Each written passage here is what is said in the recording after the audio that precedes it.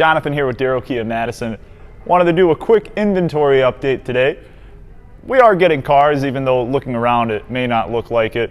A lot of them are selling before they show up, which if you're interested in something, there's a very good chance that we have it on its way if it's not here.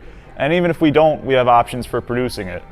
Some of the exciting options we do have available right now on the ground, we do have a 2023 Stinger GT2 Grand Touring Special Edition, very exciting vehicle, as well as some really nice 2023 Sportages on the ground and available, and an exciting assortment of those that are on their way in pretty much every trim level. Also, we do have an EV6 Wind all-wheel drive here on the ground and available, and just got to order what is likely going to be our last one for the year, which should hit the schedule soon. Also, a couple front-wheel drive Tellurides that are not spoken for, all-wheel drive Sorrentos that are not spoken for.